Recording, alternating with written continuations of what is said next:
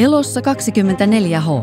7 jaksoa, 7 erilaista päivää suomalaisessa terveydenhoidossa. Tällä hetkellä mun mielestä on maailman siisteintä hommaa. Näin meitä pidetään. Elossa. Koulussa tosiaan on kuullut kaikenlaista kommenttia lestadiolaista. Lesto tai lessu tai kymppilessu tai jotain tämmöisiä. Se on enemmänkin semmoinen mahtava tunne. Tavallaan täällä näin paljon ihmisiä, jotka aattelee samalla tavalla. Ei saa meikata, ei saa värjätä hiuksia, ei saa olla korvakoruja, mulla on näitä kaikkia. Mistä mä nyt voin tietää, että on se oikea usko tai sitten jotenkin aina niin on löytänyt itsensä takaisin. Tai silleen, että tämä kuitenkin tuntuu niin omalta. Näytänkö mä ihan sumelta sun silmissä? Näytät. Noniin. En oo itekään nukkunut tarpeeksi. Me sai just matsi. Ja sitten pitäisi ruveta treenaamaan.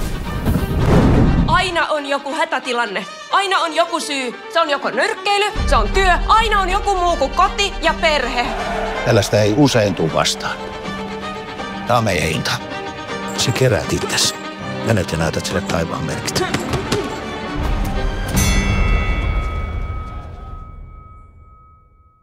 Oletko valmis seikkailuun?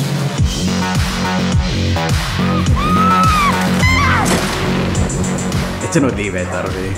Me ollaan mun kotikoulu. Me räjäytetään vielä koko peliala. Niin räjäyttää. Sinä ja minä, me ei tarvita ketään muuta. Niin.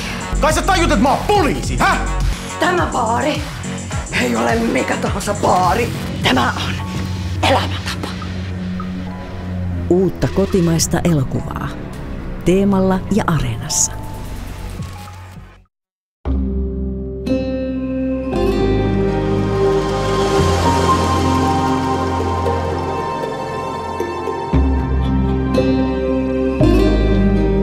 Jeg næsten hellere, at du kigger ud.